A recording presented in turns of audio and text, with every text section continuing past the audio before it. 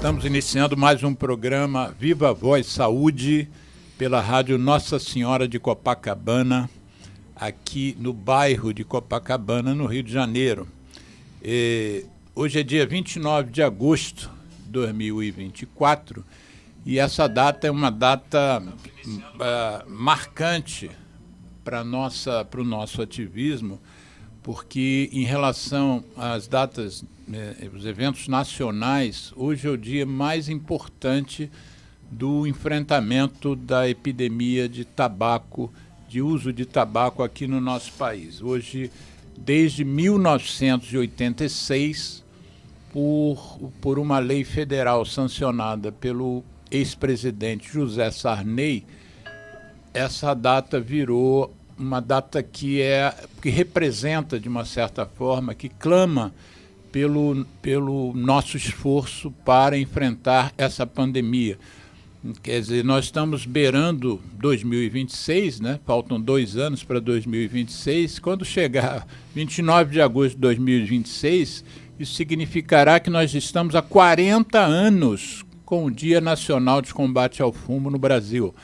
É uma coisa que eu hoje, mesmo convivendo com o tabagismo, 10 anos antes de 1986, eu comecei a estudar em 76, eu vou estar completando 50 anos que eu estudo tabagismo.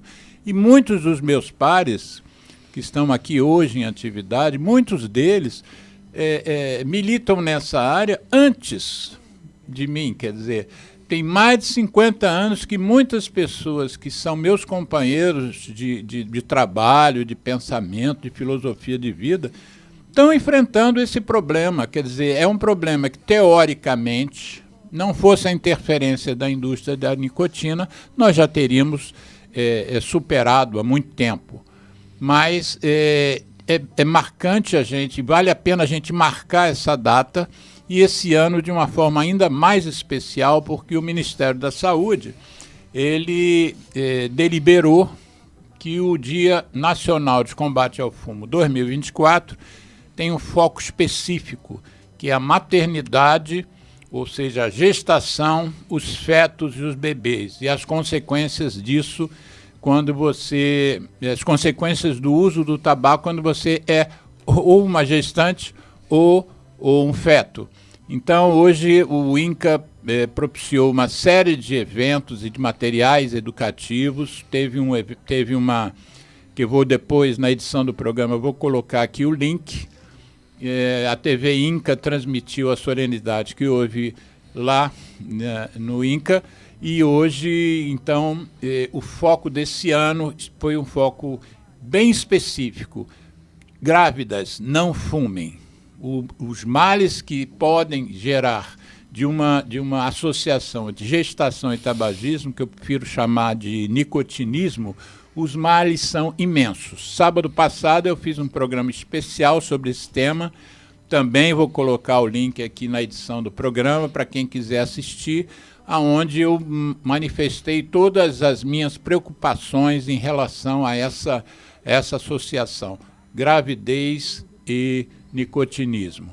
Mas o tema hoje, apesar do dia ser o Dia Nacional de Combate ao Fumo, o tema hoje é diverso. Eu estou tendo uma honra e uma alegria imensa de ter aqui à minha frente na bancada uma pessoa que eu estou conhecendo presencialmente hoje pela primeira vez, depois de uns 3 anos que a gente tem de contato virtual, um colega que é químico, professor titular de Química, do Instituto de Química da Universidade Estadual de Campinas, que a gente carinhosamente chama de Unicamp. Eu não gosto de chamar as coisas, o Zé Luiz, daqui a pouco você vai se apresentar, mas eu não gosto de chamar as coisas pela sigla. Eu acho que, por exemplo, a Universidade Federal do Rio de Janeiro, onde eu vou estar amanhã, a gente ficar reduzindo para o UFRJ, cadê a história da universidade? Tem que estar lá no nome dela, né? E eu acho que a Universidade Estadual de Campinas é uma que eu conheci. Eu saí do Rio de Janeiro com uma colega e fui ao hospital da Unicamp, porque lá no hospital da Unicamp tinha um projeto que a gente tinha um interesse, que era oxigênio-terapia domiciliar. Então, as pessoas que tinham, por exemplo, DPOC e não podiam sair de casa, nem para ir a um hospital, né? podiam receber ter oxigênio em casa via concentrador de oxigênio. Enfim, isso é outra conversa. E foi uma experiência interessante. Eu e Marisa Laboissière. Mas antes da gente entrar no tema específico do motivo pelo qual eu te trouxe aqui, nem fale o motivo pelo qual você está no Rio de Janeiro, você que é campineiro, né? Quem nasce em Campinas é campineiro, não é isso? Não, eu sou catarinense de Balneário Camboriú, mas eu moro em Campinas desde 1988. Mas quem nasce em Campinas é campineiro. É campineiro, você é de Camboriú, uma praia maravilhosa lá. Exatamente. Que os trilhardários, acho que alugaram aquela região lá. Enfim, mas fala um pouquinho de você, um pouquinho assim do que é, de como é que você chegou a essa situação de ser um químico, por que você escolheu isso, é uma coisa de família, tem outros químicos na família, como é que você saiu lá de Balneário de Camboriú e foi parar numa pequena cidade, numa grande cidade do estado de São Paulo. Fala um pouquinho de você. Bom, primeiro, Alexandre, é um prazer enorme estar aqui, eu agradeço muito pelo convite, é uma honra, né? Não é de hoje, né, que a gente está tentando. Não é de hoje, assim, é uma honra participar do seu programa. Então eu estou muito feliz de conhecer você pessoalmente, né? Nós tivemos uma interação muito forte desde a pandemia. Então eu agradeço o convite, vim aqui com o maior prazer e não poderia jamais perder a oportunidade de vir aqui conversar com você e te prestigiar. Eu ofereci até para você dormir lá em casa, exatamente, mas você já tinha um outro compromisso. Exatamente.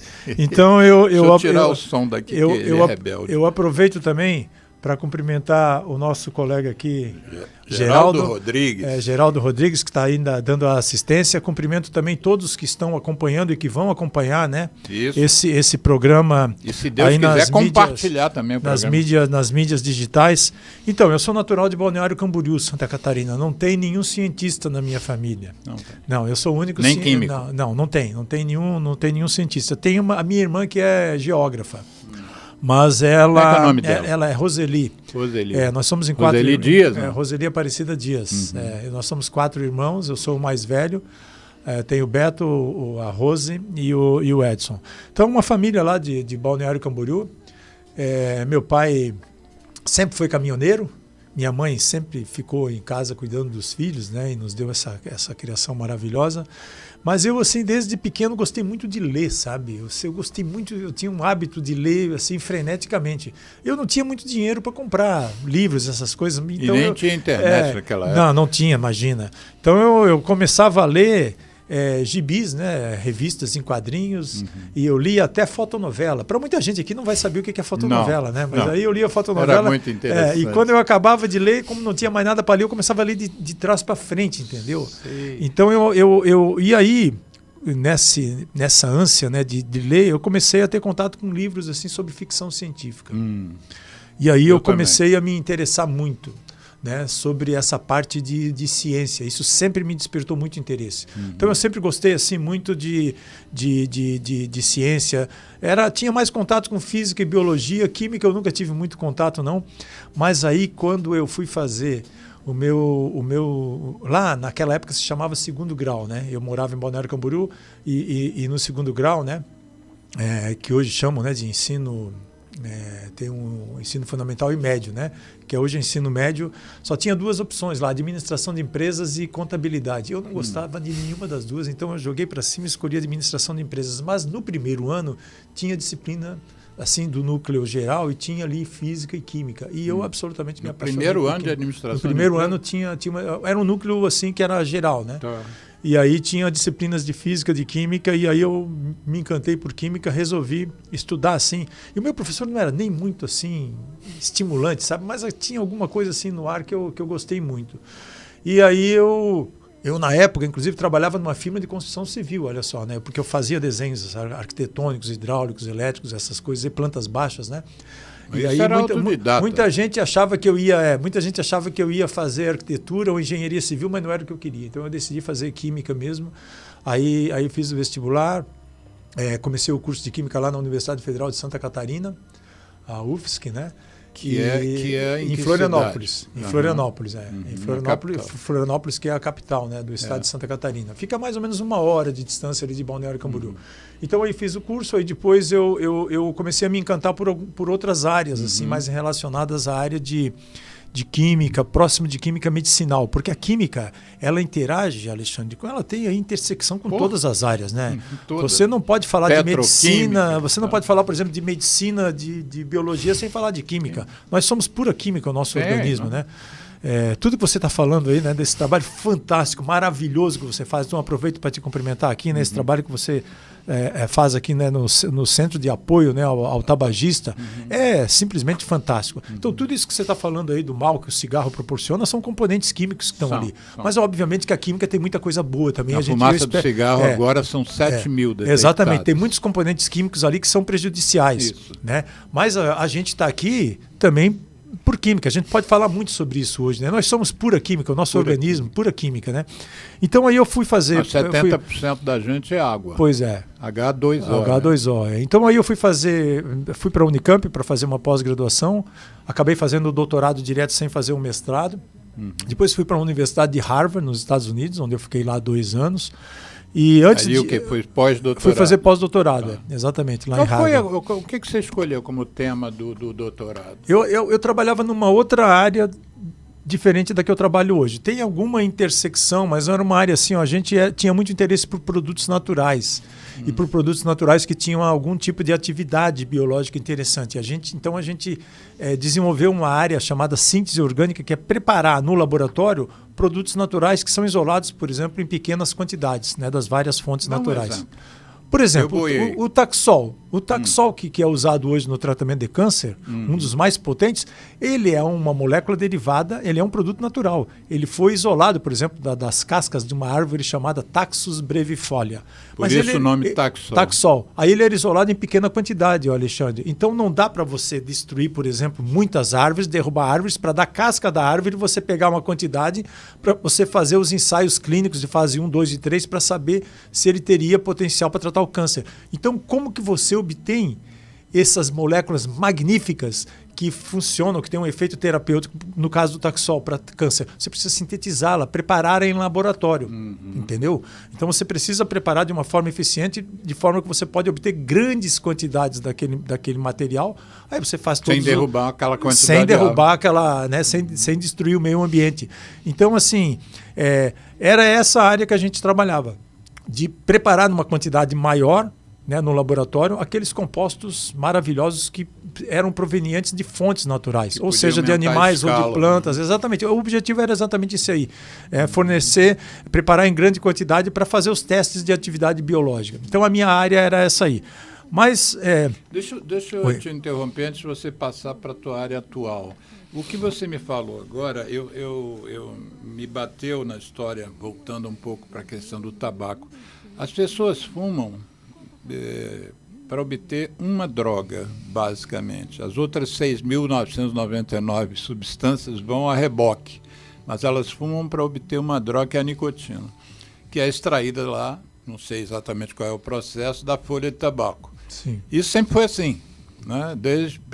As pessoas fumam para obter aquela sensação da nicotina desde que os ocidentais descobriram, os índios, e descobriram que eles usavam aquilo lá numas cerimônias, né, ritualísticas.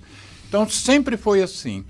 E hoje nós estamos começando a enfrentar uma dificuldade, uma coisa relativamente, a gente pode dizer que é nova, que é você produzir a nicotina sem precisar do pé de tabaco, sem precisar da folha, que é a nicotina sintética, que é um pouco o que você está dizendo, né? Quer dizer, é exatamente isso. Exatamente o que você está dizendo. Quando isso, você pega hoje um produtor, você pega hoje o movimento do lado da indústria da nicotina, existe um discurso que a gente hoje já sabe que é falso. A nicotina, a indústria não se manifesta e bota lá os seus braços políticos para se manifestarem em prol dela. E uma das coisas que se diz, que eles dizem, eles botam, por exemplo, representantes dos produtores de fumo para dizer, olha, se vocês pararem de consumir cigarro, os produtores vão ficar sem trabalho e as famílias vão ficar sem renda. E esse discurso, que eu que já acompanho, vai fazer 50 anos esse movimento, esse discurso é muito antigo. E hoje a gente vê que os produtores, os seus representantes, continuam com o mesmo discurso, sendo que a indústria já está mudando a forma de produzir nicotina. Daqui a pouco não precisa mais do fumicultor, né? A gente tem 145 mil famílias produtoras, é o último levantamento que eu pesquisei. Eu contraponho isso um pouco dizendo que por ano morrem 174 mil pessoas por causa desses produtos, ou seja, tem uma balança aí, porque esses produtores vão viver, vamos dizer, vão mais 30, 40 anos, os mesmos 145 mil produtores, sendo que os fumantes que morrem, 174 mil por ano. Sim. Então não dá para você ficar sempre defendendo o fumicultor como se em detrimento de tanto mal que o produto, entre aspas, que o produto que eles produzem por enquanto, porque a gente faz parte de um outro grupo que visa dotar esses produtores de fumo de tecnologia para que eles produzam outros produtos e alimento efetivamente, né? Que foi o movimento de há 2 anos atrás da Organização Mundial de Saúde e do ano passado, que é não precisamos de tabaco, precisamos de alimento. Então a gente não quer que os fumicultores morram de fome, ao contrário, eles morrem de fome produzindo tabaco, que é uma coisa que paga muito mal.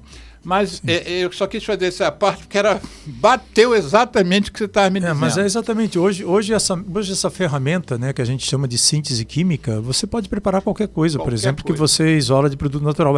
Haja visto todos os medicamentos que a gente usa, que nós temos no nosso arsenal terapêutico, mesmo que eles tenham um dia, por exemplo, terem sido, né, preparados ou desenvolvidos com informações obtidas de produtos naturais, eles hoje são todos sintéticos. Né? Então você tem aí várias moléculas, outros exemplos, várias de medicamento, de fármaco. De medicamento, por exemplo, para tratar malária. Tem o artesunato. Eu chego a tremer com a história da malária. O artesunato. Não, por causa da cloroquina. Mas eu trabalho exatamente na área de malária hoje. Eu posso falar mais um pouquinho sobre isso. Trabalho exatamente na área de malária. A cloroquina, ela não é um produto natural, mas ela é um produto sintético que foi preparado baseado na quinina, que é um produto natural, que foi o primeiro antimalárico conhecido, usado inclusive nas guerras mundiais. Mas, por exemplo, a artemisinina, o artesunato, que é hoje o antimalárico mais potente utilizado para combater a malária causada por um parasita chamado Plasmodium falciparum, que é o plasmódio mais letal, que mata, por exemplo, matou em 2022 608 mil pessoas no mundo, 70% delas crianças abaixo de 5 anos, é um produto sintético que vem de um produto natural chamado artemisinina, que foi usado por muitas décadas, né, na medicina tradicional, né, principalmente chinesa. É um produto natural isolado de folhas, né, de folhas, né, de plantas, por exemplo, que são encontradas aí em várias regiões, inclusive em alguns locais aqui E você que agora que está me dizendo isso, que eu não sabia, do seu interesse também em malária, é só fazer uma lembrança, um resgate, que em 1998 assumiu a direção da Organização Mundial da Saúde uma médica norueguesa, a primeira mulher a ser diretora-geral da OMS. E tinha sido antes a primeira mulher a ser primeira-ministra da Noruega, que é a doutora Gro Brundtland, que em 92 tinha sido a head da Rio Eco 92 aqui no Rio de Janeiro, aquele evento ecológico, porque ela também era ambientalista. Pois bem, quando ela tomou posse na OMS, o discurso dela de posse foi elencar duas doenças como sendo o foco daquele mandato dela, que foi o tabagismo, que ela elencou como o principal problema de saúde do planeta, pela quantidade de mortes, pela distribuição planetária, por não respeitar a faixa, não respeitar a educação. Podia ser um cara sábio, né? Eu perdi um grande amigo, João Baldo Ribeiro, imortal da Academia Brasileira de Direito, por causa do cigarro. O Paulo Altran, um grande artista, por causa do cigarro. E o segundo tema que ela escolheu foi malária. Porque nós aqui, talvez, Não sei nem por que você se dedicou tanto à malária, porque nós aqui no Brasil, a malária, por exemplo, ela não é algo que, por exemplo, a gente carioca que conviva com a malária, né? Mas a malária mata muito. Nessa época que a doutora Grow elencou tabagismo e malária para ser o foco da OMS, cada uma das duas situações matava 4 milhões de pessoas por ano no mundo. O cigarro hoje está beirando 9. A malária eu não sei como é que evoluiu. Não, a malária, dados oficiais da Organização Mundial da Saúde de 2022, 608 mil pessoas, no muito mundo. Provavelmente subnotificadas, Sim, né? sim. No mundo, né? 94% mais ou menos das mortes ocorrem em países africanos, Sim, né, Alexandre? isso. Sendo que 70%... O registro disso muitas vezes é precário. 70 ou 74, em torno de 70% a 74% são crianças abaixo de 5 anos, ou seja, 5 crianças morrem. 74% das mortes de malária no mundo. 5 crianças morrem de malária a cada 6 minutos no mundo, principalmente nos países africanos. Crianças abaixo de 5 anos, que são as mais susceptíveis. Então, assim, a malária, inclusive, é a doença parasitária tropical, causada, né, por parasita, que no caso é o Plasmodium falciparum, que mais mata no mundo. Tá?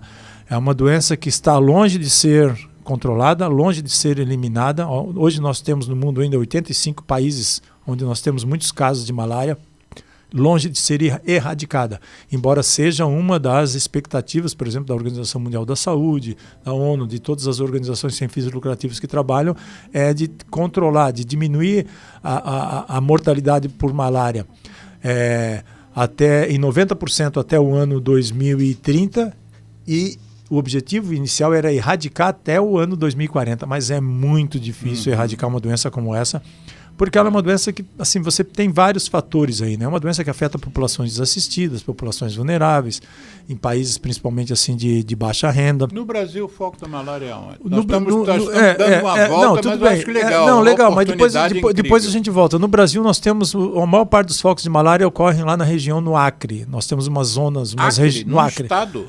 Nas regiões de Garímpoli. É onde nós temos o maior número de casos de malária. Assim, tem malária no Mato Grosso do Sul, tem malária no Amazonas, como todo, na região norte, mas o maior número de casos ocorre no Acre em virtude de regiões de garimpo ali. Mas a malária no Brasil, ela é causada por um outro parasita que não é tão letal. É um parasita chamado Plasmodium vivax. Ele não é tão letal. Então nós temos de malária por ano algo em torno aí de 50 óbitos, que obviamente ninguém deveria estar morrendo de malária hoje, né, Alexandre? Então, como a tuberculose. A gente não pode, por exemplo, minimizar porque são 50 óbitos. Mas o foco do projeto com que eu trabalho, eu coordeno um consórcio internacional na área de doenças parasitárias tropicais de desenvolvimento de medicamentos para malária e doença de Chagas. Malária e doença de Chagas. Era também leishmaniose, mas nós temos hoje no portfólio, já com a colaboração com uma dessas organizações com que eu trabalho, uma é a DNDi, a outra é a MMV. As duas são baseadas em Genebra, na Suíça. São duas organizações sem fins lucrativos. Então eu comecei essas parcerias em 2013, oficialmente, e desde então o meu foco de pesquisa mudou totalmente para essa área de desenvolvimento de medicamentos, né? A área que eu atuo é uma área que a gente chama de química medicinal. É a área que desenvolve medicamentos, assim, com os mais diversos e variados efeitos terapêuticos. Tá. Mas o nosso foco é doença de Chagas, que foi descoberta por um brasileiro, Carlos Chagas, em 1909. Ele não só descobriu a doença, como ele descobriu todo o ciclo, né, etiológico aí da doença. Um trabalho fantástico. 1900 e quanto mesmo? 1909. Nossa. Então é um dos maiores, é considerado um dos maiores cientistas desse país, Carlos Chagas. E a malária é essa doença aí que afeta, né, milhões de pessoas. E nós temos um objetivo muito ousado, que é desenvolver um medicamento em dose única para a malária, porque o parasita da malária ele é muito esperto, ele desenvolve resistência muito rapidamente aos antimaláricos atuais. Eu comecei a falar da malária porque você pediu um exemplo de outro medicamento. Aí eu te falei, o artesunato. Tem o Taxol e agora o artesunato. O artesunato que é derivado de um produto natural, que é a artemisinina. Isso. Inclusive, que rendeu o Prêmio Nobel de Fisiologia e Medicina em 2015 para uma pesquisadora, a Tu Youyou, que trabalhou muito com a artemisinina. Então eu comecei a falar da malária por causa disso, né? Para trazer para você... Não, mas legal. Trazer a próxima vez que você vier ao Rio, vamos fazer um programa só sobre malária, Geraldo? Não, é realmente uma coisa que a gente não conhece direito. Né? Nem mesmo os médicos, nem os profissionais de saúde, enfermeiros. É uma doença que é causada pela picada da fêmea de um mosquito chamada Anopheles. Assim como a doença de Chagas, que eu também trabalho, ela é transmitida pela picada do barbeiro, né? Sim. Então são doenças... Que fica lá no sapézinho. Isso, lá. São doenças assim parasitárias, são causadas por parasitas, e são doenças assim que matam ou desabilitam as pessoas, por exemplo, para a vida, para ter uma vida o normal, Chagas, a ação sobre o coração. Coração, é um negócio ação sobre o coração. E esse é um dos maiores problemas, né? Eu estava falando sobre isso ainda com colegas lá na Universidade Federal Fluminense, onde eu dei uma palestra. Não é só uma questão de sobreviver ou morrer. É porque essas doenças, elas desabilitam as pessoas para a vida, para ter uma vida normal, para ter um convívio social, entendeu? Para poder trabalhar, para poder desenvolver atividades físicas, enfim.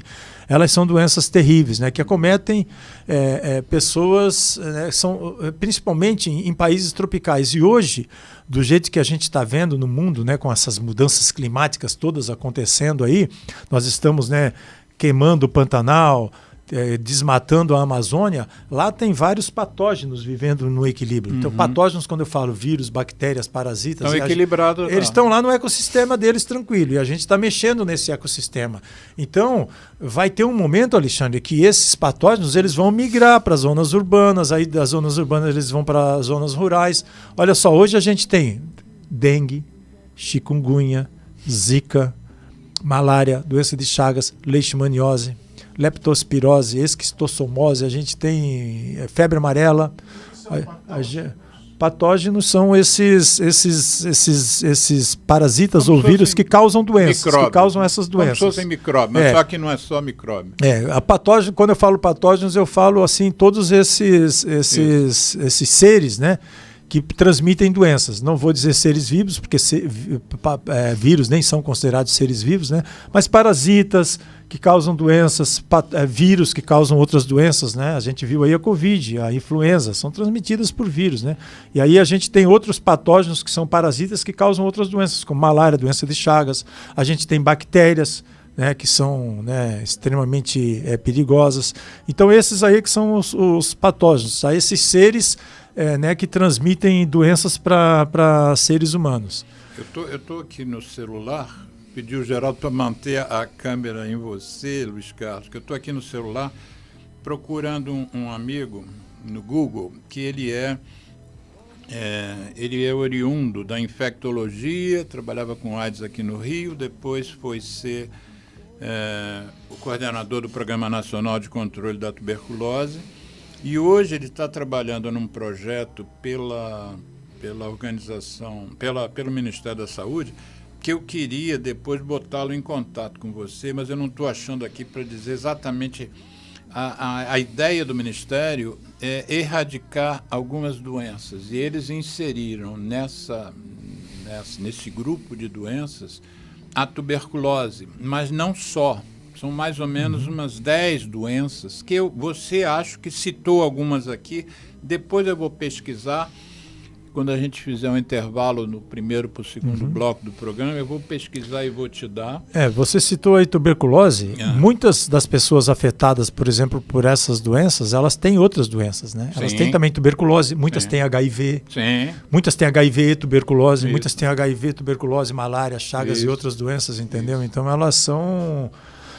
são as doenças crônicas não transmissíveis. Exatamente. Tem tuberculose, HIV, malária e diabetes. Exatamente. E fumam. Então, assim, essas pessoas desassistidas, né, vulneráveis, negligenciadas, né? Só para a gente encerrar o tema da malária, para a gente voltar para o nosso tema original que eu estou aqui desenhando, roteirizei na minha cabeça.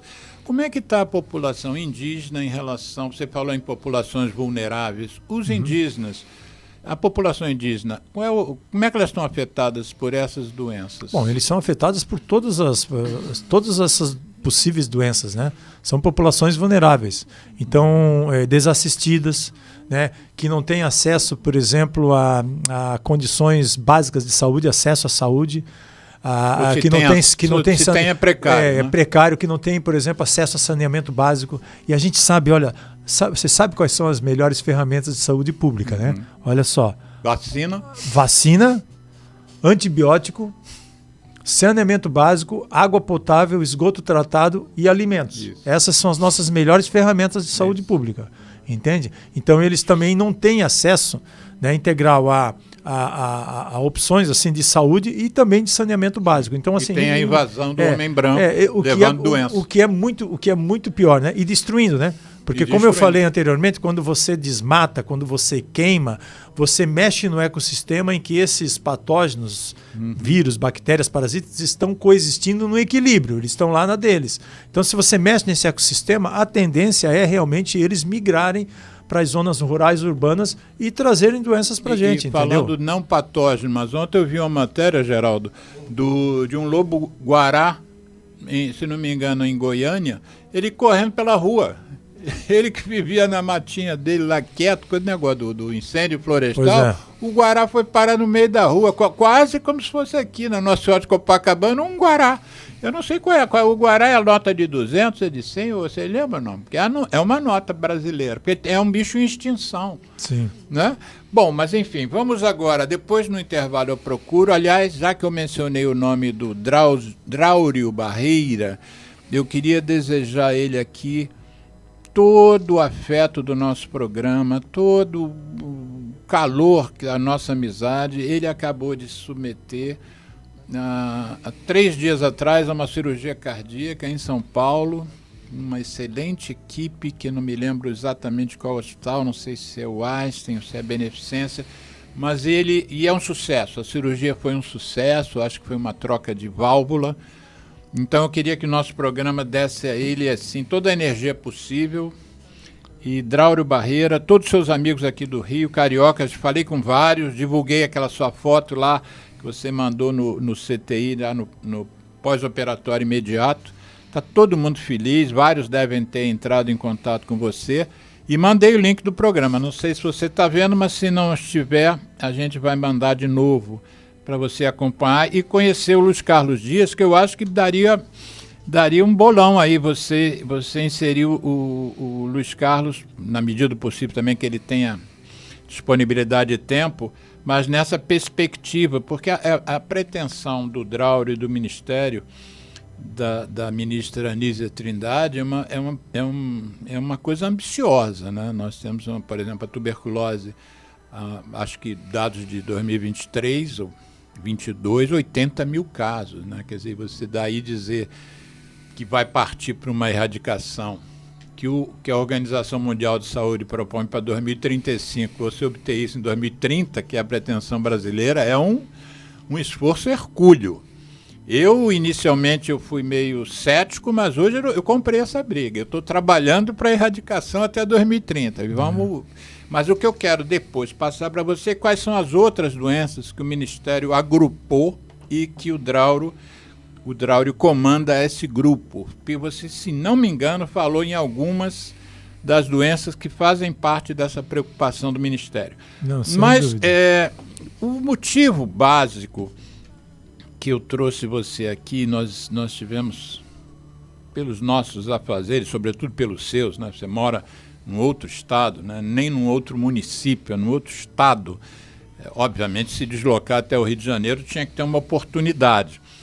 Mas já não é de hoje que a gente está bolando esse nosso encontro aqui. Primeiro, eu queria dizer para os ouvintes da minha admiração por tudo que você fez no período da pandemia do SARS-CoV-2, da Covid-19. E aí eu antecipo que eu não me recordo de como eu vi a sua primeira manifestação, de que maneira, quem é que me enviou, ou se fui eu que acabei pesquisando. Eu sei que me veio, provavelmente, um vídeo em que você tentava ajudar a população brasileira a ter uma compreensão melhor do que estava acontecendo e, no passo a passo do enfrentamento, cada vez que havia algo de novo, uma fala sobre a possibilidade, quem sabe, da gente obter vacinas, quem sabe, era na base do quem sabe, né? Enquanto eu perdi 108 amigos na Covid. Eu não sou a mesma pessoa que eu era há 3 anos atrás. Eu sou uma pessoa diferente, não digo que nem para melhor nem para pior, nem estou mais triste nem mais alegre. Eu sou outra pessoa, eu não sou o mesmo. Mas naquele processo que eu estava hoje comentando com o Geraldo, que parece uma coisa longínqua. Quando eu penso hoje, lá atrás, como é que eu... fiquei 1 ano em casa, 1 ano e meio sem sair de casa praticamente. Tudo que a gente viveu, que todos nós brasileiros vivemos, eu vejo hoje de uma forma longínqua, mas, por outro lado, eu vejo o risco de nós não aprendermos com tudo aquilo que a gente viveu, se vier uma outra coisa semelhante daqui a 1 ano, 2 anos, 10 anos, 15 anos, eu posso nem estar mais aqui. Então, a partir do momento que eu descobri esse seu vídeo, eu comecei a te seguir. E você você publicava com frequência vídeos. Aquele cenário que tinha atrás de você era a sua casa, era na Unicamp, era onde? Era na minha casa. Era na sua casa, né? Casa, e aí eu edito muitos vídeos, né? O meu canal no YouTube tem mais de 1.600 vídeos. A maioria deles sobre cigarro. A maioria deles sobre saúde e a maior parte sobre tabagismo. Sobre nicotinismo, que é como eu tento me policiar para falar. Porque não é mais uma questão de tabaco, é uma questão de nicotina. E aí eu editei o primeiro vídeo seu e depois comecei você continuar publicando e até que um dia a gente se conheceu assim virtualmente, né? Não sei se você me agradeceu ou se eu te elogiei, eu não me lembro como é que foi o nosso primeiro contato. E eu me lembro de um vídeo, por exemplo, que eu editei seu, que você explicava a ação das vacinas, que teve mais de 30 mil views, né? Quer dizer, views no meu canal, fora os que você publicava nos canais da Unicamp. Órgãos de imprensa começaram a chamar você, porque também os jornalistas estavam meio perdidos. Nós médicos estávamos perdidos, imagina os jornalistas. E aí abriram muito espaço para você, o que foi muito benéfico para a população brasileira. Então, a primeiro ressalto que eu gostaria de fazer é parabenizar você por tudo que você fez, a quantidade de pessoas que você ajudou inclusive a mantê-las vivas.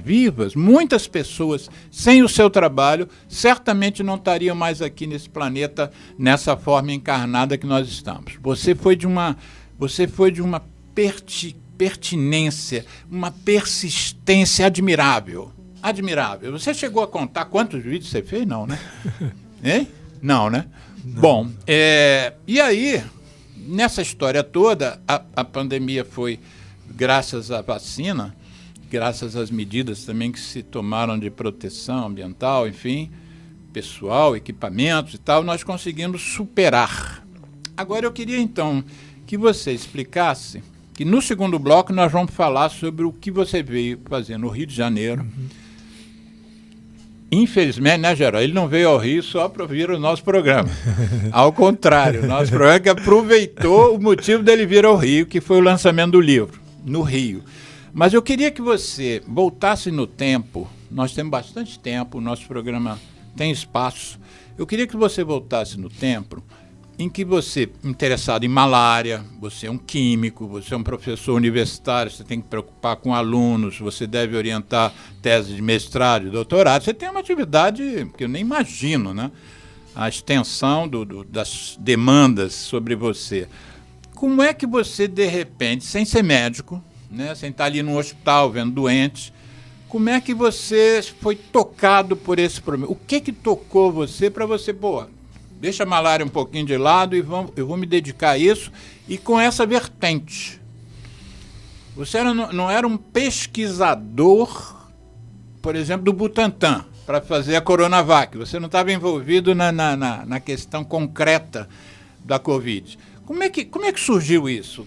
Da onde você tirou esse norte e essa força interna? Bom, primeiro eu agradeço todas as suas palavras. Não é para agradecer, não. Fico emocionado de ouvir, né? É o seguinte, Alexandre, esse trabalho que eu faço, né, essa minha área de atuação na área de química medicinal, ele me deu assim um expertise, um background muito grande, porque quando você trabalha com descoberta de medicamentos, com desenvolvimento de medicamentos para tratar doenças que estão aí matando pessoas, dizimando vidas, a gente começa a interagir com pessoas assim de muitas áreas, de imunologia, de parasitologia, de infectologia, da bioquímica, da química medicinal, da física e de várias outras áreas, virologia, de várias outras áreas correlatas. Então eu como professor, eu sou professor universitário agora há mais de 32 anos já, desde 1992 eu sou professor da Unicamp. Então assim, a gente, né, eu já dei aulas, por exemplo, para alunos de diversas áreas, incluindo estudantes iniciais de cursos de medicina, né, muitas vezes. E essa experiência que eu adquiri trabalhando nesse consórcio com essas duas organizações sem fins lucrativos, na área de malária e chagas, me deu assim um background. Eu adquiri muitos conhecimentos sobre tudo que envolve o desenvolvimento de um medicamento, que é mais difícil do que o desenvolvimento de uma vacina. Desenvolver um medicamento, por exemplo, para uma doença parasitária tropical, em virtude da complexidade do parasita, que é muito mais complexo do que um vírus, é muito mais difícil, é muito mais desafiador. Então, mas as fases de ensaios clínicos, elas são muito semelhantes. E uma vacina nada mais é do que um amontoado de aminoácidos, de proteínas. Eu falo isso aqui no livro. Aliás, são poucas páginas aqui no livro em que eu fui um pouquinho para a parte científica. São 2 ou 3 páginas só. Então,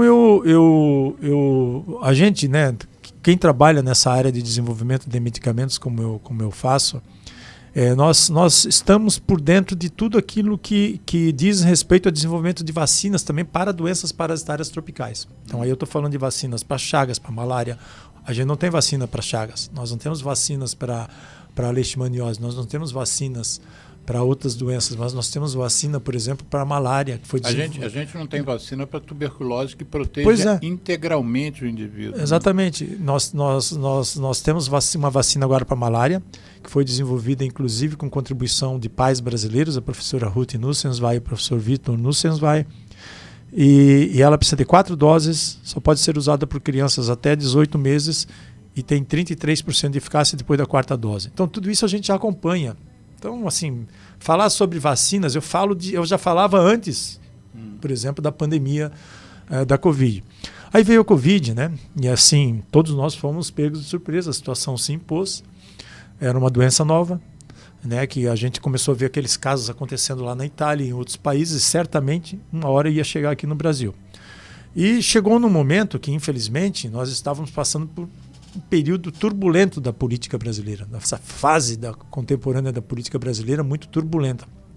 Então, naquele momento que a Covid chegou, a gente viu também que a população brasileira estava recebendo informações muito equivocadas, uma onda enorme, gigantesca de notícias falsas e também uma onda muito grande de notícias verdadeiras.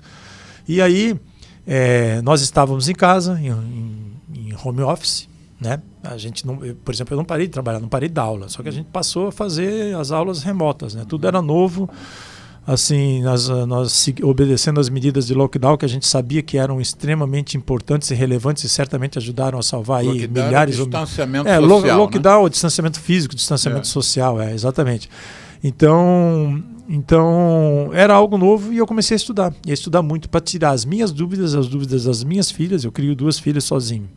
Das minhas filhas, do meu pai, da minha mãe, dos meus irmãos, dos meus amigos, porque aquilo era algo novo, era um momento novo, que nós nunca passamos na nossa existência, na nossa vida, né? Então eu passei a estudar. Por quê? Eu como cientista, eu tinha uma obrigação de, naquele momento, me colocar à disposição para enfrentar aquele movimento negacionista que estava espalhando um monte de fake news e notícias falsas, que afetavam o controle efetivo, né, o combate efetivo à pandemia, para esclarecer as pessoas que eu gostava e para proteger essas pessoas. E, consequentemente, também procurando ajudar a esclarecer quem tivesse dúvidas e estivesse, por exemplo, disposto a me ouvir.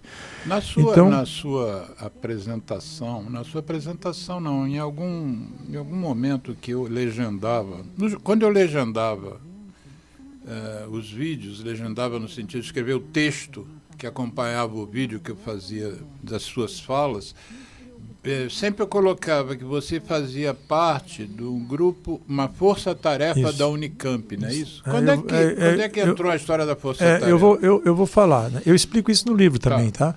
Mas é assim, ó, eu comecei então a produzir conteúdos primeiro assim com familiares, com amigos. Aí teve um momento que eu fiz, por exemplo, com um prefeito lá da cidade de Camboriú, que é vizinha a Balneário Camboriú, é outra cidade. E aí teve uma repercussão, mais de 4.000 pessoas da cidade viram. Você fez o que exatamente Eu fiz uma live falando sobre as questões da pandemia, uso de máscaras, não usa máscara, né? A gente vai ter vacina, não vai ter vacina, cloroquina funciona, ivermectina. Então, assim, Alexandre, era tudo novo. Então, assim, eu lia absolutamente tudo que saía em português e em inglês, tudo que era trabalho científico, porque isso a gente tem acesso, né? Enquanto cientista, a gente tem acesso assim às últimas informações. Mas o problema é que tinha muita coisa, então a gente tinha que filtrar. Então, como é que eu filtrava? Eu filtrava baseado naquilo que a gente chama das revistas da área de ciência mais importantes, né? As mais lidas, as mais relevantes, as mais importantes. Porque tinha muita coisa ruim publicada em várias outras revistas, que a gente chama até de predatórias, eu também falo no livro. Então, e aí eu comecei a participar de muitas, a acompanhar muitas lives de cientistas do país, do exterior, né? Pessoas que têm mais conhecimento até na área. Então, assim, foi estudando muito e aí eu comecei a criar conteúdos.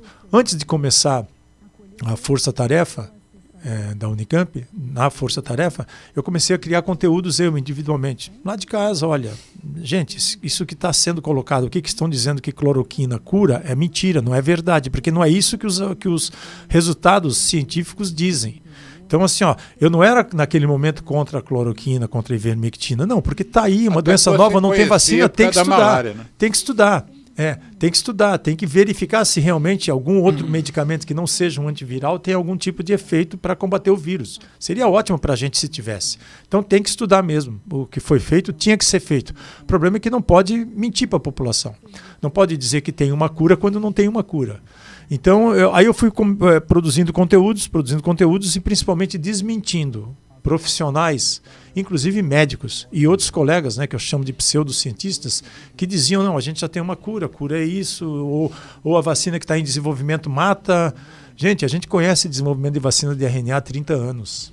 Entendeu? A gente acompanha isso aí. É um grande avanço da ciência. Quem é cientista, que gosta de ciência, não fica só focado naquilo que está fazendo no seu laboratório. A gente lê, a gente estende os braços. E isso é muito importante. Eu costumo dizer que é falar as várias línguas da ciência. Estudar imunologia, infectologia, parasitologia, virologia, enfim, né? Bioquímica, química medicinal. Então isso aí é uma coisa que eu sempre fiz. E aí eu comecei a produzir alguns conteúdos para desmentir.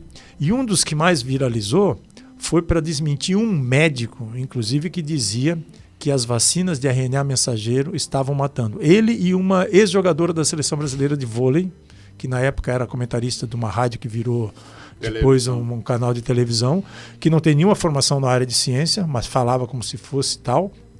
E aí, esses vídeos foram viralizando. Naquele momento, Alexandre, assim, as redes sociais, elas têm uma enorme capilaridade, né? Uhum. Então eu fiquei surpreso também. Eu não esperava que aqueles conteúdos de desmentindo, né, pessoas, eles tivessem, por exemplo, o impacto que tiveram. Então, muito provavelmente esse vídeo chegou para você como chegou para várias pessoas do país inteiro, aí que eu não tinha a menor ideia.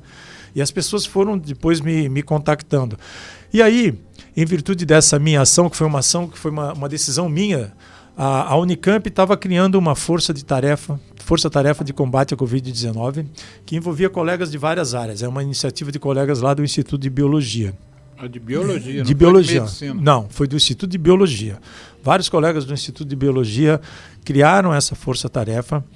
Um deles, inclusive, o professor Marcelo Mori, foi o coordenador dessa força-tarefa. E aí eu fui convidado para atuar ali em mais do que uma frente. Numa frente de fornecer compostos, por exemplo, para serem testados para ver se tinha alguma atividade antiviral. Obviamente que não teria um medicamento a partir daquilo ali, porque para desenvolver um medicamento demora tempo. Mas naquela época que estavam testando esses compostos, testaram também ivermectina, cloroquina, e saiu isso aí que a gente conhece até hoje. Mas aí também como eu tinha essas atividades de combater fake news nas redes sociais, e eu sempre gostei de falar muito e tal, eu comecei a produzir conteúdos, e aí o colega meu lá, que era secretário de comunicação da Unicamp, professor Peter Schuss, lá do Instituto de Física, ele me convidou, vamos criar uma faixa de combate a fake news. Por quê? E botar um selo nos vídeos que o Luiz Carlos produz. Por quê? Porque chegou lá na Unicamp, inclusive, várias notícias, várias informações de que a Unicamp não tem nenhum professor chamado Luiz Carlos, esse cara é fake. Chegou a sim. Tem até uma matéria produzida, eu posso te mandar uma matéria, um link produzido sobre isso, foi feito lá na minha casa. Não, o link produzido para desmentir. Não. O link onde eu falo sobre isso, onde o Peter fala sobre isso, foi uma matéria lá de um programa de televisão local, lá se eu não me engano, da Record. De Campinas. Aí dizendo que você não existia. Que chegou na Unicamp várias notícias, assim, várias pessoas comentando nos meus vídeos que não tem nenhum professor na Unicamp chamado Luiz Carlos Dias, isso aí é mentira, ele é fake. Então a Unicamp decidiu colocar um selo nos meus vídeos. Aqueles vídeos que eu produzia individualmente, só minha responsabilidade, não. Vamos colocar um selo da Unicamp, criar a faixa de combate às fake news, divulgar os vídeos dele no portal da Unicamp. Sim, visitei muito o portal. E aí, isso aí, né, tá aqui, ele não é fake, tá aqui, ele tem autorização da universidade para continuar esse trabalho que ele está fazendo. Então aí eu fiz, outras pessoas foram entrando também nessa faixa de combate à fake news, eu também fiquei colunista do jornal da Unicamp por um tempo. Aí, obviamente, que a faixa de combate às fake news, ela pautava muito a mídia local. E quando pautava alguma coisa da mídia local, pautava também na grande mídia. Então, eu tive a oportunidade de atuar aí, né, muito com mídia local, também com boa parte da grande mídia, junto com vários outros colegas valorosos, aí, né, alguns deles citados aqui no livro, que escreveram um prefácio, orelha do livro, pós-fácio. Então, foi por aí que eu comecei, né? Aí, continuei esse trabalho aí durante os anos de pandemia, produzindo conteúdos, desmentindo e falando muito sobre, principalmente, as vacinas, né? Tecnologia de vacina é pura química, entende? Isso aí é pura química, pura bioquímica, é pura ciência, né? O que uma vacina faz no nosso organismo é estimular uma série de desenvolvimento, né, do nosso sistema imunológico de anticorpos, que nada mais são do que aminoácidos ligados uns aos outros formando proteínas. É tudo química, né? Então isso aí, eu comecei a dar muitos cursos para alunos de medicina.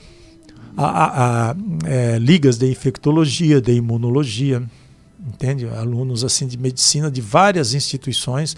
Por quê? Porque os médicos, eles não, você tem formação na área. Muitos médicos, principalmente hoje os mais jovens, eles não têm noção como um medicamento é desenvolvido, como uma vacina é desenvolvida. Todas as fases que envolvem a ciência por trás daquilo. Eles sabem para que serve um medicamento. Se você tem um problema de pressão alta, qual medicamento te recomendar.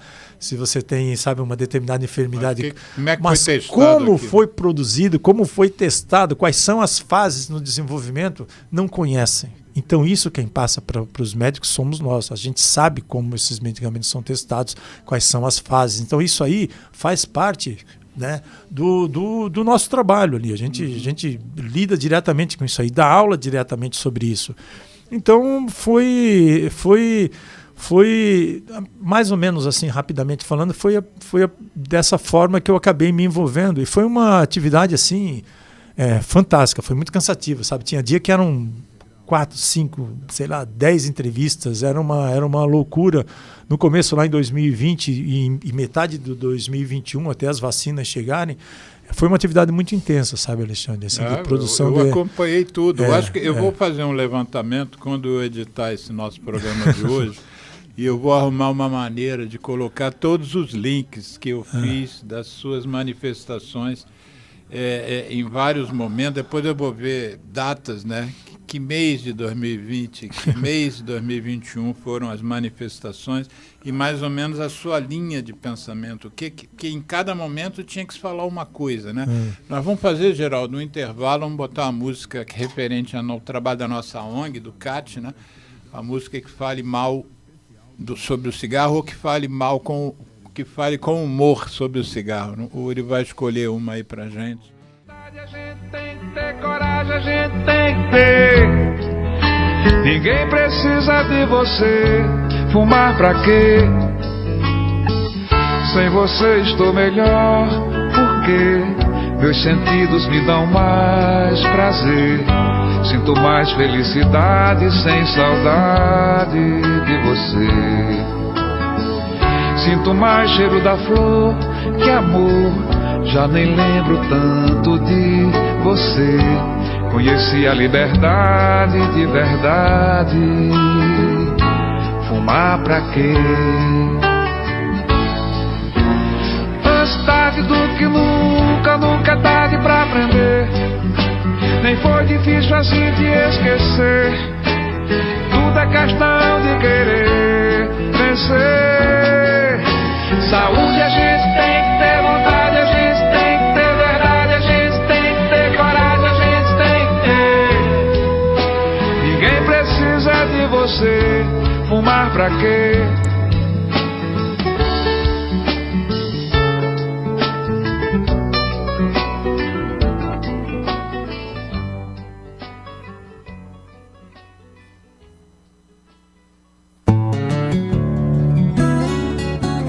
ZY1 201, Associação Comunitária Nossa Senhora de Copacabana, 98,7 FM, a onda que chega ao seu coração. Eu me chamo Tony Garrido, junto de Vange Souza, a gente convida a dizer não ao cigarro, não ao tabaco.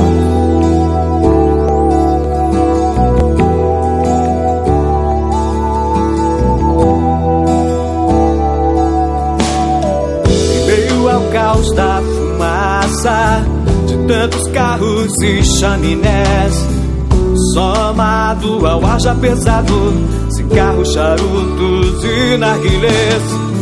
Efeito estufa é feito por cada um mais um contra, já são dois a favor do ar mais saudável. Apague o cigarro, acenda o amor. Eu trago a música, soa bem ao meu e ao seu ouvido. Eu trago a música, é o que temos sempre oferecido. Eu trago a música, respiramos melhor o planeta e nós. Eu trago a música, mundo sem tabaco, levante a sua voz.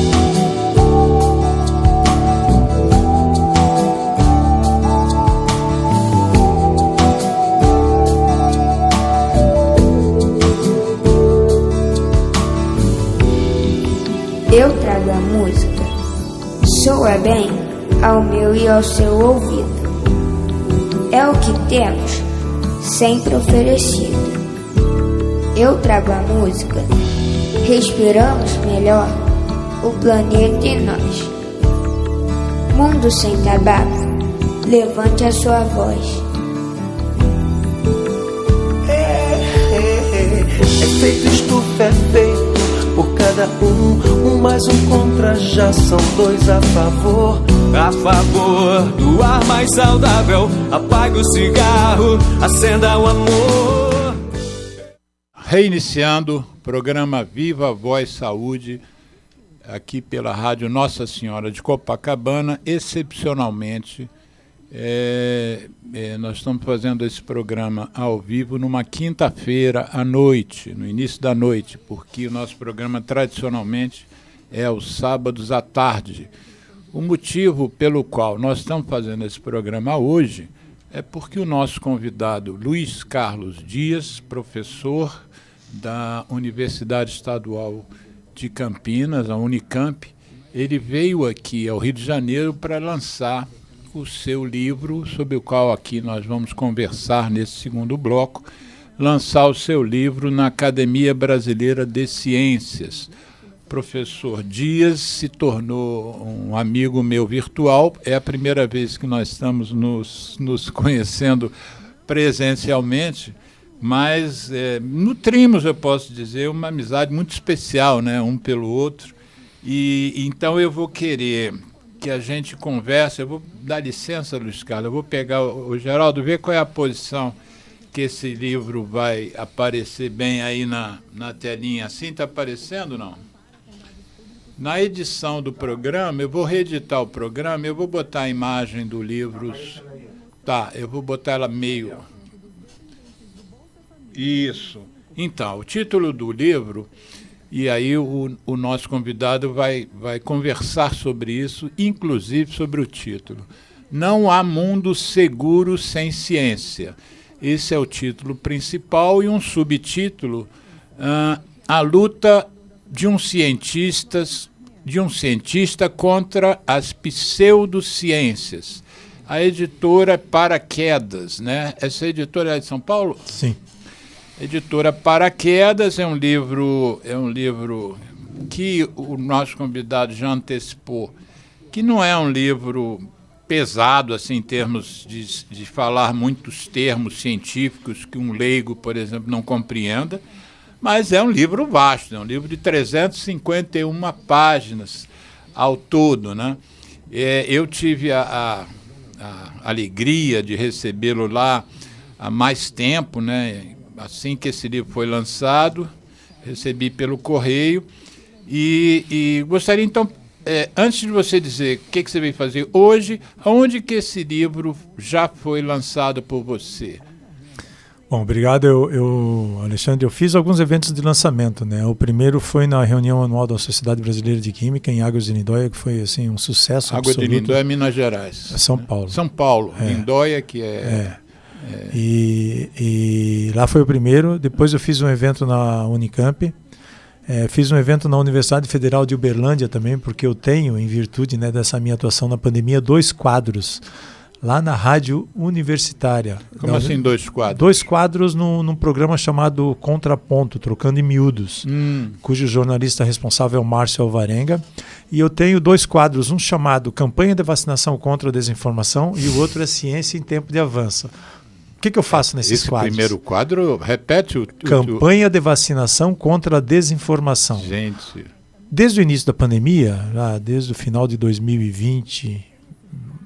eu fui convidado por esse jornalista, que eu considero também um jornalista brilhante, para enviar para o programa dele, né, Trocando em Miúdos, assim, notícias combatendo desinformação, contra a vacina, contra as vacinas, né, Covid, enfim, principalmente contra as vacinas.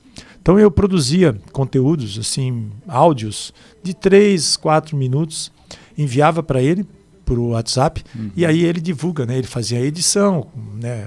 Uma edição legal. Eu compartilhei e botei no meu canal de podcast algum deles. Então, e aí eles espalham, né, como gotas de informação durante a programação da rádio, durante a programação semanal.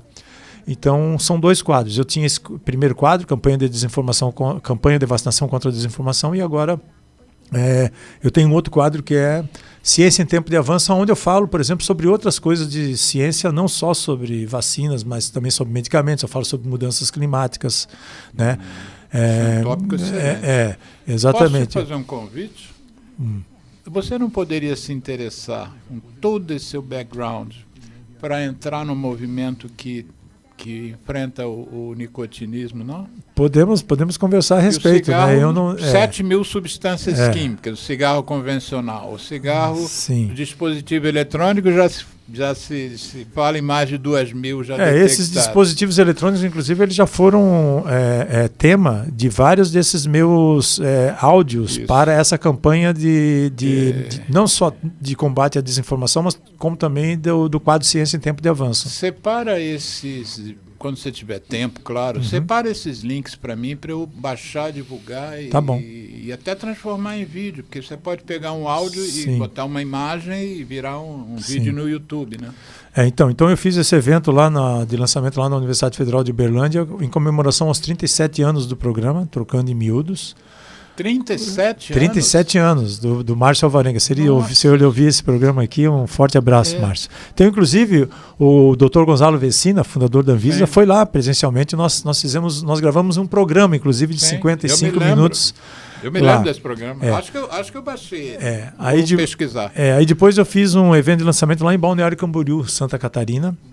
E amanhã estarei na sede da Academia Brasileira de Ciências, né, da qual eu sou membro desde aqui no Rio de Janeiro. Justifica a sua vinda. Isso, amanhã... Fala um pouquinho, antes do lançamento do livro aqui, fala um pouquinho da Academia Brasileira de Ciências, porque a gente ouve falar muito na Academia Brasileira de Letras, né? Sim. A Academia Brasileira de Ciências é o que exatamente? Olha, ela também tem uma atuação muito forte em defesa da ciência no país. Então, assim como a Academia Brasileira de Letras, ela tem lá seus membros titulares, pessoas que são eleitas por votação, né, de outros membros titulares, e tem um papel muito importante em ajudar na formulação de políticas, né? De políticas na área de ciência, na área de tecnologia. Então, ela tem sede aqui no Rio de Janeiro. Nós temos hoje, por exemplo, a professora Helena Nader como presidente, a primeira mulher, né, presidente da Academia Brasileira de Ciências em 100 anos, para você ter uma ideia. A atual presidente? A atual presidente. Como nós demoramos... Primeira mulher em 100 anos, professora Helena Nader. Então... Vou trazer ela aqui. Ela é uma pessoa sensacional, excepcional. Vive no Rio. Ela mora em São Paulo. Ela mora em São Paulo. Mas ela está sempre aqui no Rio de Janeiro, né? Ela está sempre aqui a sede da Academia Brasileira de Ciências, que é a ABC, é aqui no Rio de Janeiro, fica ali no centro, na rua Anfilófio de Carvalho, se eu não me engano. Então, eu vi no mapa para você. Então ela congrega assim, ela ajuda nessa parte de formulação de políticas, enfim. Então tem uma ação assim forte juntamente com outras sociedades representativas, como a Sociedade Brasileira para o Progresso da Ciência, as sociedades brasileiras, né, das várias áreas aí, defendendo, né, em defesa em prol da ciência, das nossas universidades públicas, dos nossos institutos de pesquisa públicos, das nossas instituições epistêmicas. Então ela desempenha um papel extremamente relevante. Ser membro da ABC é uma honra enorme, né? Eu tenho o privilégio de ser membro titular desde 2012 da Academia Brasileira de Ciências. E amanhã, então, como é que está a previsão? Se alguém alguém que te conheça, é aberto o evento? Não, o evento ele é aberto para quem quiser participar. Vai ter transmissão também pelo YouTube. Ela começa às 10 horas da manhã o evento, deve começar em torno disso. E aí eu vou falar um pouquinho sobre o livro também. E depois vou estar lá assinando o livro de quem tiver interesse, né? O livro ele vai estar à venda lá no local também amanhã. Você me manda o link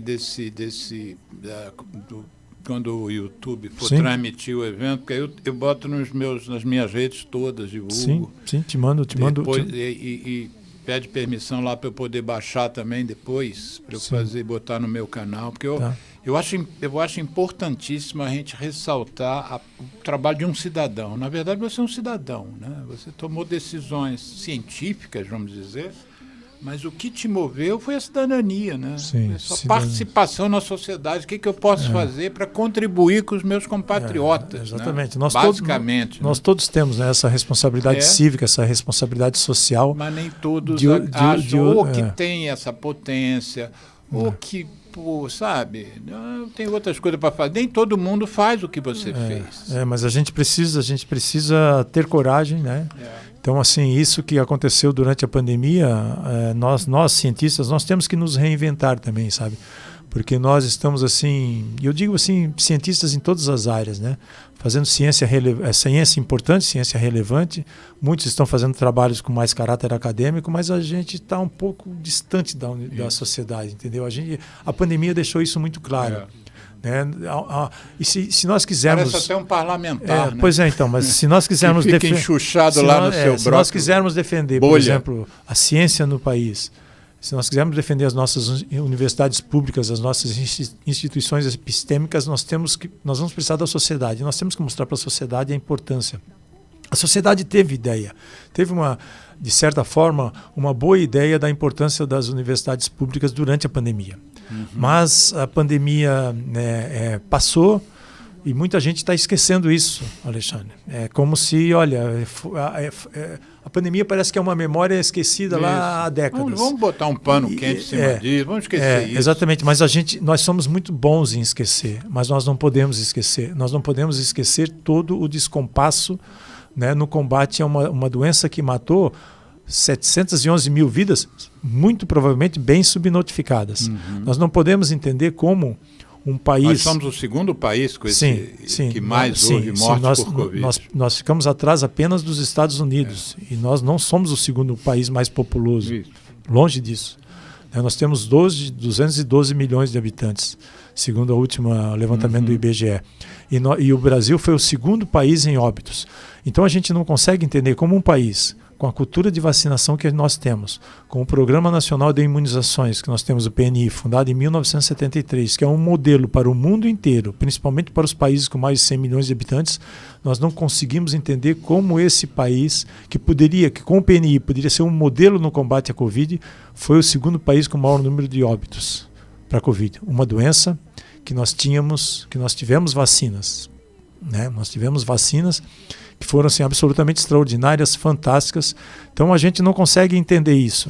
E nós precisamos, assim, eu acho que a gente vai levar muito tempo para entender todas as forças políticas, sociais, econômicas por trás disso tudo que aconteceu durante a pandemia. Mas a gente precisa, e foi o que eu fiz, deixar isso aqui registrado, para que as pessoas que não viveram a pandemia, né, com esse conteúdo aqui, vão ter uma boa ideia do que foi a pandemia. E quem viveu a pandemia e que não lembra de muita coisa, ou que não sabe de muita coisa que nós passamos, está aqui um registro. Então, e foi isso que eu procurei fazer, né? Um registro histórico não da minha participação na pandemia, porque esse livro não é sobre o autor. Esse livro é como o autor viu a pandemia, mas também como vários outros, né, personagens, né, ajudaram no combate à pandemia, como as nossas instituições públicas foram importantes, como outros cientistas foram importantes, como profissionais da área da saúde na área de frente foram importantes, como o SUS foi importante, como o PNI foi importante, como profissionais das várias áreas de humanas, de exatas,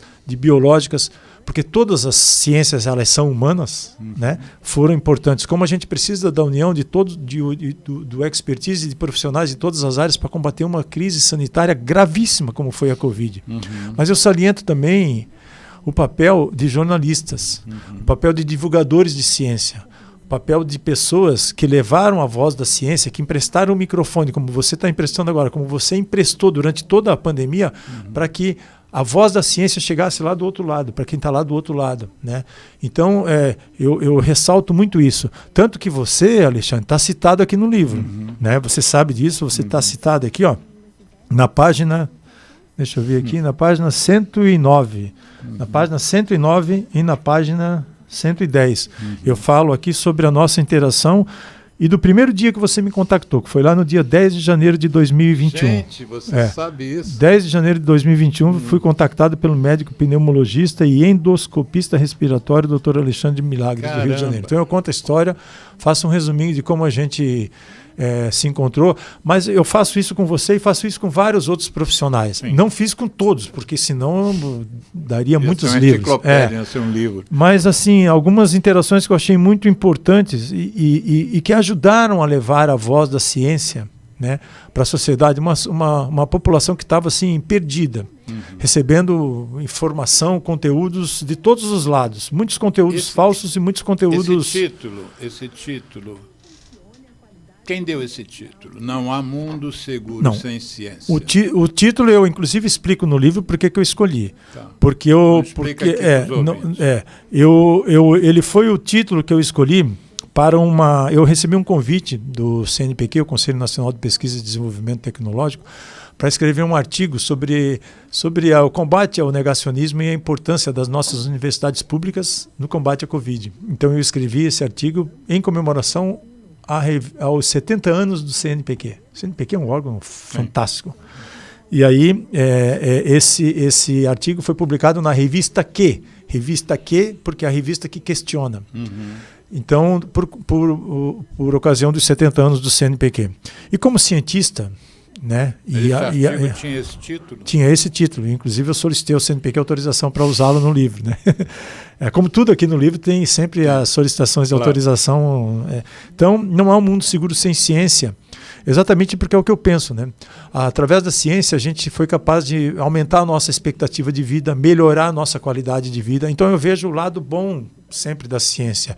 Eu sei que tem um lado também da ciência que não é tão bom. A gente pode ficar dias e dias falando sobre isso.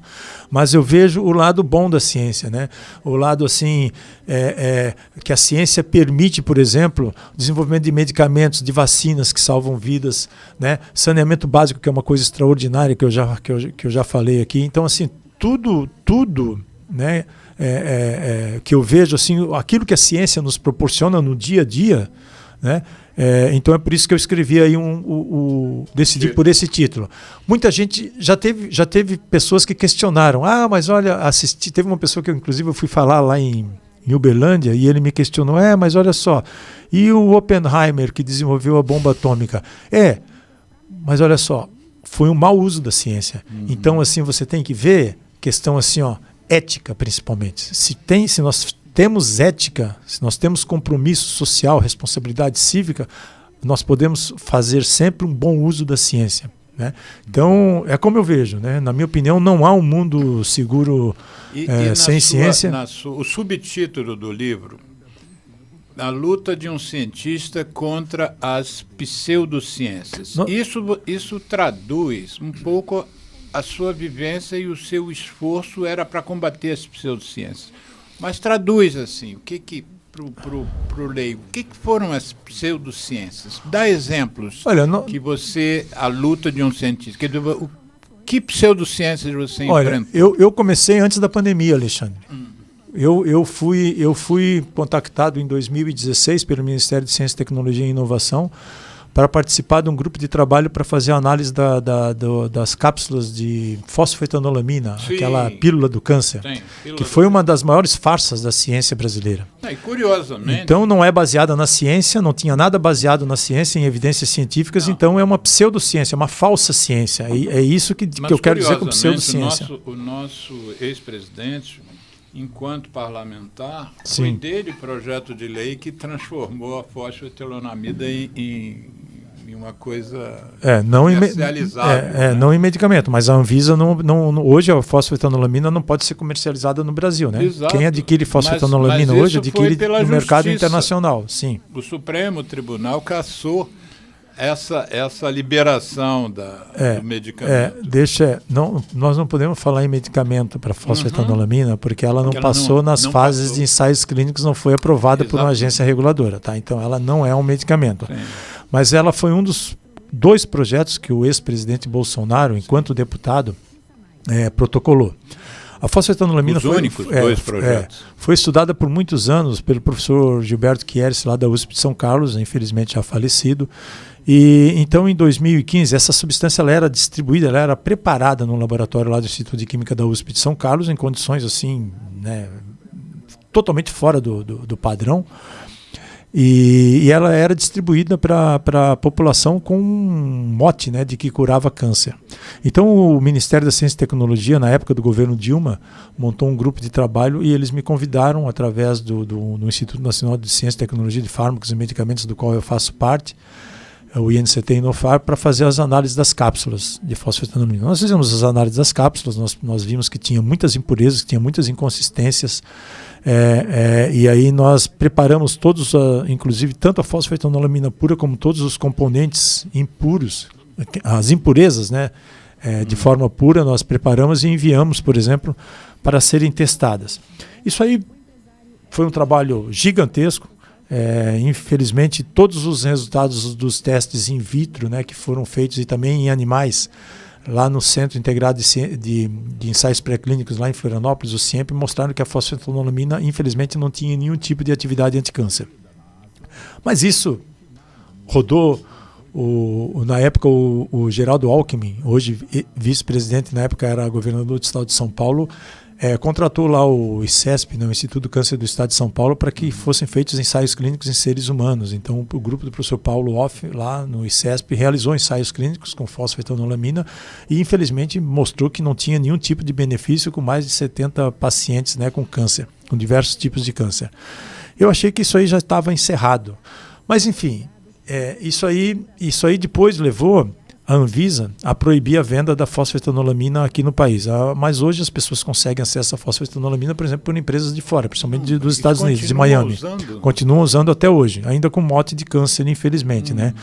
Então, eu também fiz uma outra análise, né, para um grupo de trabalho, para o grupo lá da RBS. A RBS é a Rede Brasil Sul, Jornal Zero Hora, lá de Porto Alegre, de que eles tinham recebido uma denúncia de um ex-sócio de uma empresa que vendia fosfetanolamina lá para Miami, e de que eles estavam vendendo fosfetanolamina sem conter fosfetanolamina, na verdade. Não que se fizesse diferença no tratamento de câncer, mas enfim, mas nem isso. Então aí nós adquirimos fosfetanolamina, fizemos análise dessa empresa, e aí nós vimos que realmente não tinha nada de fosfetanolamina, era só um pó, né, incipientes. E aí a Polícia Civil, a Polícia Federal lá de Porto Alegre, eles deflagraram uma operação chamada Operação Placebo. Se você colocar no Google Operação Placebo, Luiz Carlos Dias ou fosfetanolamina, você vai ver isso aí. Isso aí eu conto no livro que por 3 meses eu entrava em casa com segurança, porque eles deflagraram essa operação e descobriram que era uma quadrilha que estava vendendo, né,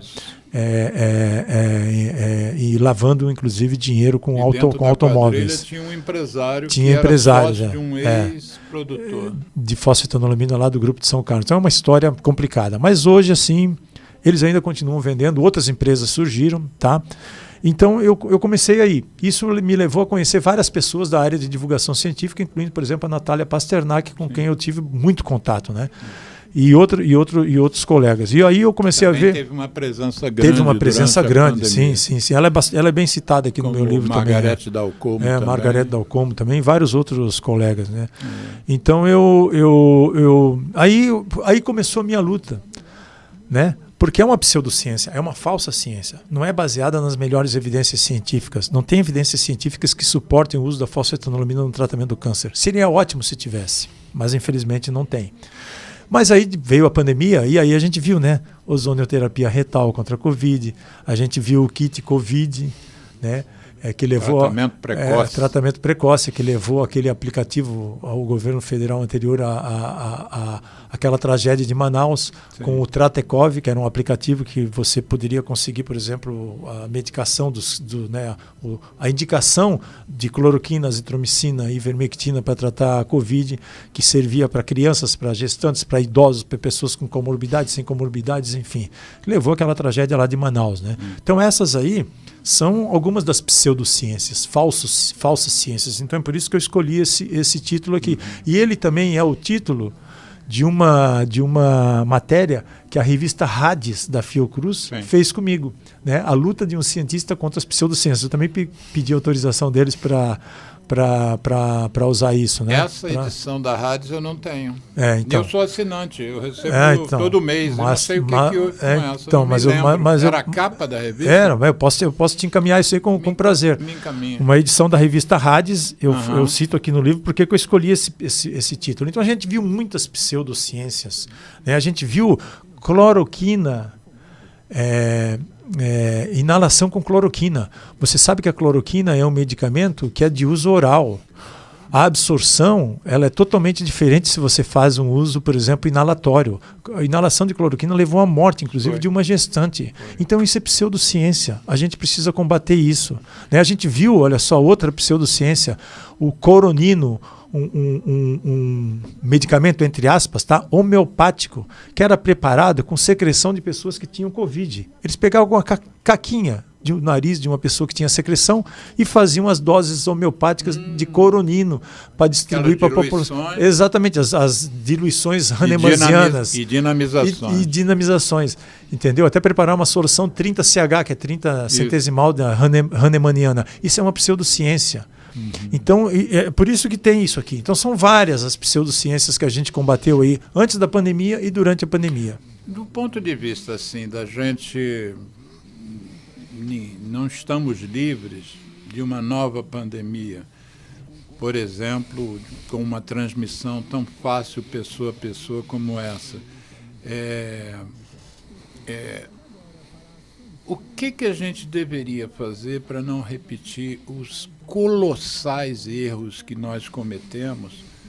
Por exemplo, um deles, eu já me antecipo a você, já digo, a gente não pode ter um ministro da Saúde que não seja uma pessoa que minimamente entenda do processo, né? Mas vamos pular isso. O que você acha que nós, enquanto população, a academia, as universidades, os ativistas, tem que estar atentos para que não repitamos esse erro? Existem estudos aí que falam que das 700 mil mortes, talvez 200 mil não precisassem ter ocorrido, ou até mais do que isso. Isso não pode ser tratado de uma forma banal, né? Quer dizer, nós participamos de um processo em que 200 mil pessoas morreram que não precisavam morrer. Mas vamos pensando no futuro também. Quais são os pontos básicos na sua cabeça, como um cientista que tem feito reflexões diuturnas sobre isso, antes que o nosso programa termine, quais são as coisas que não poderiam se repetir? As principais, ao seu ver? Olha, a Covid foi um gravíssimo problema sanitário e político. Então, a questão assim, de ideologia política foi muito forte, né? Nós vimos aí pauta de valores, pautas identitárias, pauta de costumes, fundamentalismo religioso e ideologia política que contaminaram totalmente o combate efetivo à pandemia. Então essa foi uma questão, né? A Covid ela chegou no pior momento para o país, em que nós tínhamos um governo totalmente avesso à ciência, que não gostava das nossas universidades públicas, que era avesso à inteligência, a livros, aos intelectuais. Então tem muitas letras, muitas palavras nos livros, né? Como disse lá um ex-presidente. Então esse foi um momento, digamos assim, sui generis. Mas só que nós lutamos, Alexandre, contra toda uma máquina de desinformação. E nós hoje continuamos, né? Nós precisamos ficar atentos, porque essa luta ela não vai acabar, ela está longe de acabar. Há toda uma máquina, há todo um processo, né, prontinho, esperando para produzir conteúdos com desinformação. Basta a gente ter uma crise política, uma crise sanitária, né, uma crise de saúde, né? Olha o que aconteceu nas enchentes no Rio Grande do Sul. A onda gigantesca de desinformação que nós atravessamos. Olha o que aconteceu durante os casos de dengue. Uma outra onda gigantesca de desinformação. Agora nas eleições vai acontecer isso novamente. Nas suas reflexões, que você já deve ter feito várias, Sim. O que está por trás disso? A questão ideológica é muito vaga, né? O que está por trás de você dizer para as pessoas não usem máscara? Que a máscara vai reter o gás carbônico. O que está por trás disso? São interesses escusos, interesses financeiros, interesses políticos. Mas qual é o interesse? Porque uma coisa é você dizer assim, não vá para o distanciamento social, vá para a rua trabalhar. Isso tem um interesse econômico, mas não use máscara. O que está por trás de uma orientação como essa, uma doença de transmissão aérea? Você diz para o indivíduo, não use máscara. Isso é óbvio para a gente. Isso aí, o que estava por trás disso, foi o que esteve por trás do uso de cloroquina, azitromicina, ivermectina e do aplicativo Tratekov. Deixar a população se infectar, porque eles acreditavam que a imunidade de rebanho, uma vez que as pessoas fossem infectadas, que a imunidade de rebanho, que não existe por uma doença, você sabe disso melhor do que eu, Sim. Não existe por uma doença que é causada por um vírus letal, um vírus que mata, que deixa sequelas graves, que incapacita. Uma imunidade de rebanho, entre aspas, existe com alta taxa de cobertura vacinal. Mas eles acreditavam que deixar as pessoas serem infectadas nos tiraria dessa situação. Então, para que usar máscara? Seja infectado. Você vai estar sendo infectado pelo vírus, você vai pegar a doença, é uma vacina melhor. Seria, isso eu estou falando, eu não estou dizendo, gente, olha só, não distorçam o que eu estou falando. Segundo, né, os membros, né, do alto escalão do governo anterior, ser infectado pelo vírus seria como se você estivesse mais protegido do que se você tomasse uma vacina, porque você já pegou o vírus para valer isso. A gente ouviu isso várias vezes, o que é uma tremenda mentira, besteira e irresponsabilidade, né? Para você ter isso, esse conceito ser válido, você precisa de uma alta taxa de cobertura vacinal. Vacinar todo mundo. Só que, obviamente, a vacinação era vista como uma defesa de pessoas progressistas, ligadas ao espectro político mais à esquerda. né? Então, o que nós vimos durante a pandemia, Alexandre, foi isso, uma guerra política, narrativas políticas, né? E aí pessoas assim, totalmente contra a ciência. Eu não vou dizer que existe um movimento anti-ciência organizado no Brasil, eu até creio que não existe, mas a gente viu durante a pandemia um movimento muito forte anti-ciência, anti-vacinas, né? Um movimento que está crescendo no país, infelizmente. E assim, com o objetivo de produzir conteúdos com desinformação e né, de defender uma política que foi uma política, né, que a gente viu genocida, né? Você citou aí 200 mil pessoas que poderiam ter sido salvas. Há trabalhos, inclusive, de colegas lá da Universidade Federal de Pelotas que poderiam ser algo em torno de 350 a 400 mil. E esses casos de óbitos, eles são muito provavelmente subnotificados, tá? Então, 711 mil pessoas perderam a vida. Então, assim, eu acho que nós vamos levar muito tempo para entender todos os fatores realmente sociais, políticos e econômicos. Mas tem muitas questões ideológicas, tem muitas questões assim religiosas, né? Tem fundamentalismo religioso, cara. É algo assim que a gente tem que realmente se preocupar nesse país. Pautas identitárias, pautas de costumes, né? Pautas de valores. Então, tudo isso aí levou a esse momento que a gente viveu aí terrível. Eu falei da possibilidade, até a probabilidade de enfrentarmos uma nova pandemia mais para frente.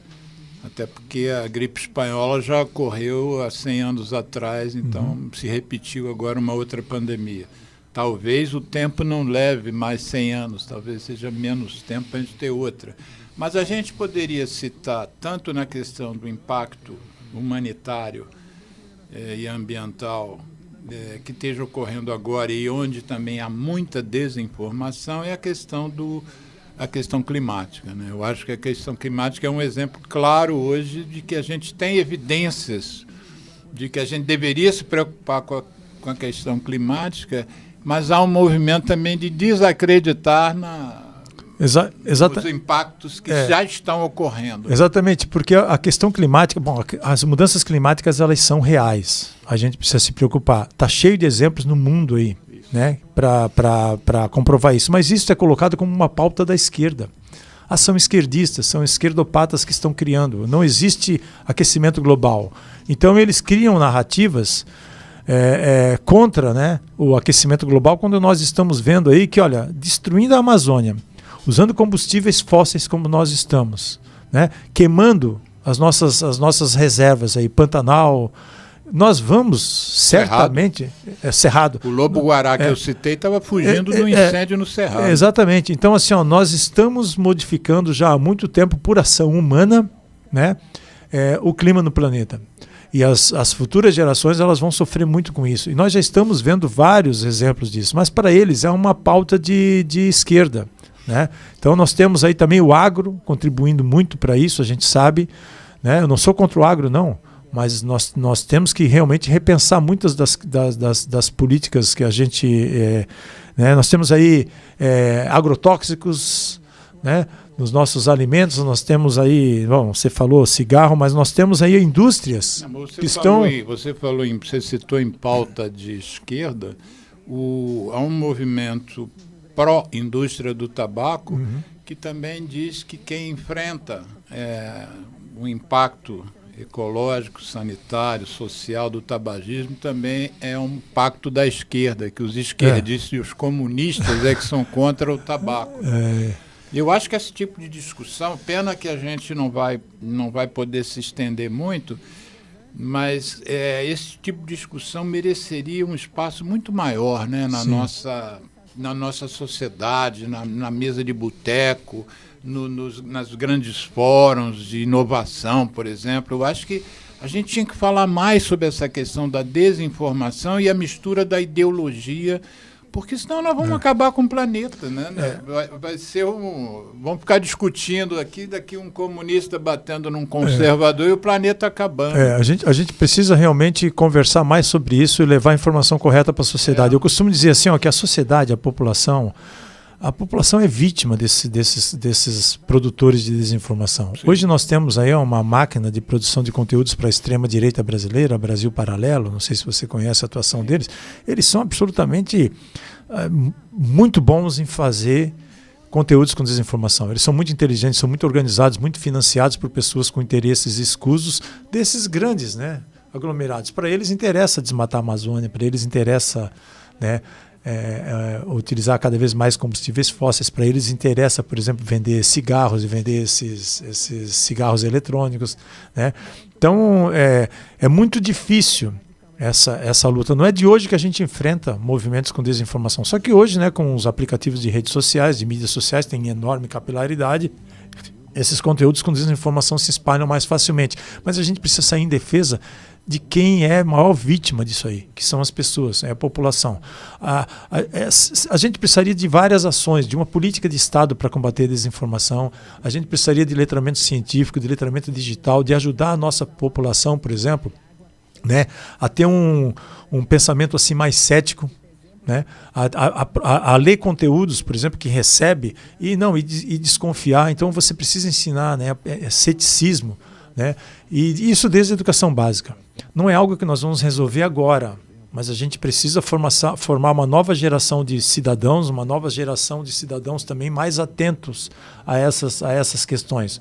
Não vai ser com escola cívico-militar, entende? Não vai ser destruindo as nossas universidades públicas, as nossas escolas públicas. Não vai ser destruindo a ciência, não vai ser destruindo a educação, né? Muito pelo contrário, vai ser com mais investimento em educação, em saúde, em saneamento básico, em ciência, né, que a gente vai poder sair dessa situação, né? Eu não lembro de um caso de um país que tenha, por exemplo, superado pobreza sem investir em ciência, tecnologia, saúde, educação, né? Então o problema é muito complexo, Alexandre. Então assim, o livro ele é sobre uma luta no momento em que a pandemia chegou e nós não estávamos preparados para essa onda enorme de desinformação.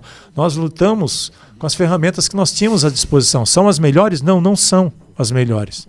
Então lá no epílogo do livro eu até falo como nós podemos nos preparar para começar a desmontar essa máquina de desinformação. Não existe solução simples para um problema tão complexo, né?